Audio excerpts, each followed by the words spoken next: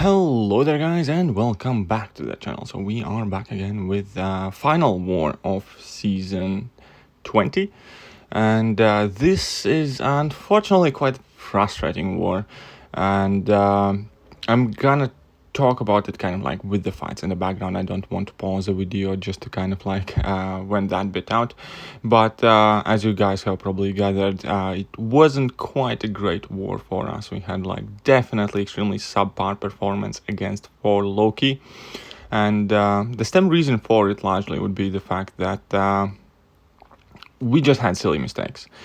We had second place locked in already in the rankings overall, so we didn't really have nothing to gain. We knew we can't be first, and we knew we won't fall down to the third place because, well, we had enough of a point lead as long as we cleared the map.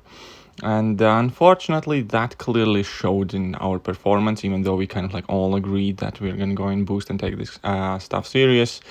Didn't quite happen for most part, and it was one of our kind of like silliest, most frustrating wars.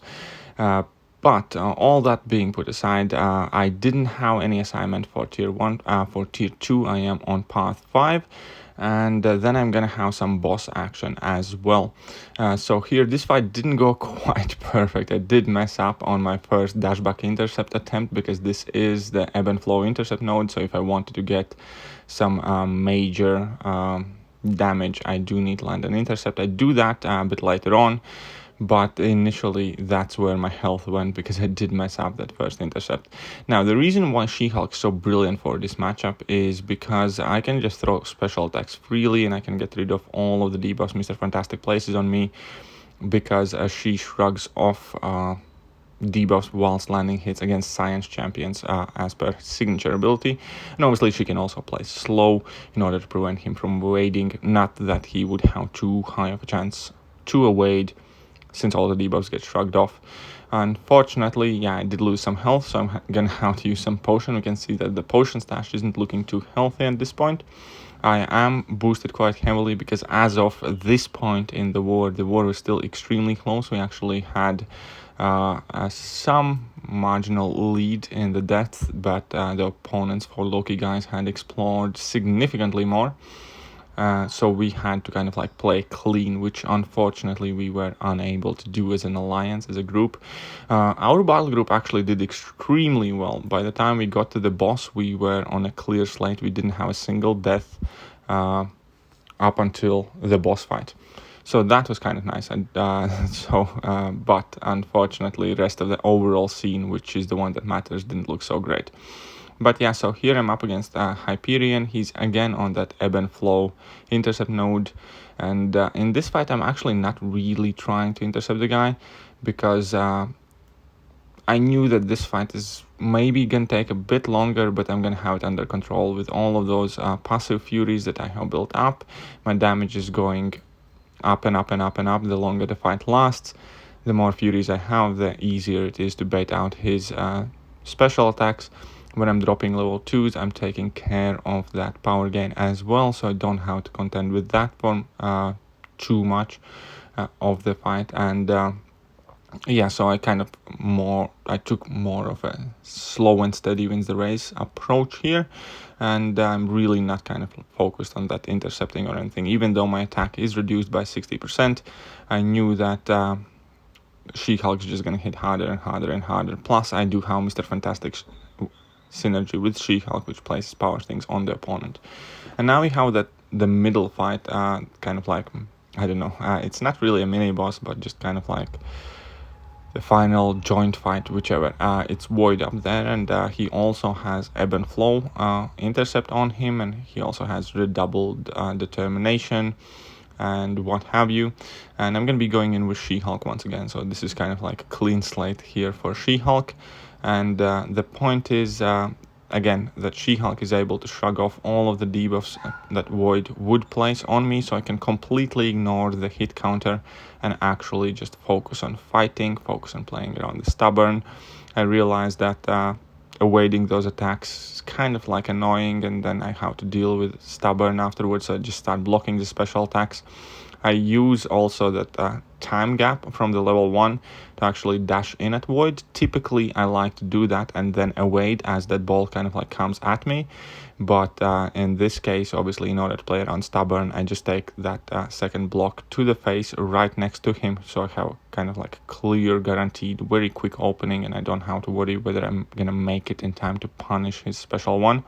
Now I'm gonna lose my Furies, unfortunately, at some point here, and that will make the fight slightly longer.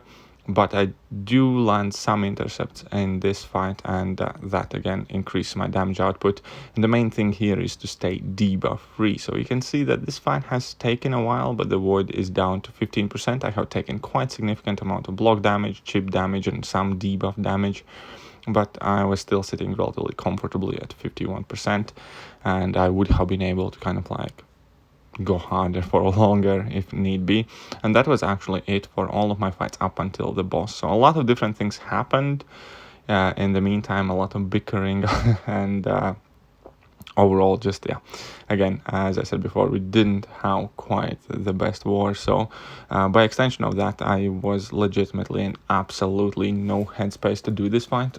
It's one of those fights, unfortunately, as perfect as well the last thing boss fight went for me with void, with practically identical setup and everything else being the same. It's just I was different, and the reason why I'm gonna mess up this fight, the way that I'm gonna die in this fight, is also gonna be kind of like extremely silly. I'm just gonna get I don't know, distracted, or my thought process is gonna wander off somewhere, and I'm gonna simply casually ignore the fact that the thing is on 15 rock stacks, and I'm just gonna randomly go in and attack. So all this time I was kind of counting the rock stacks perfectly, pretty much always made sure he finished on 15, left kind of like a space for my level 1 or 2, and everything was fine. And then at some point when I'm gonna end up kind of like having to dex and dance about a bit and try and bait out that special attack or what have you, I'm just gonna randomly go and punch thing with 15 rock stacks, and that's a very, very kind of silly death by me. I'm definitely not happy with that, but at the same point, again, this war didn't realistically offer us anything should we win or lose it, because we are locked in the second place. So I'm not like overly devastated by the fact that we didn't win this one, even though we all agreed to kind of like push hard and boost, and because we just didn't want to lose, because nobody likes losing.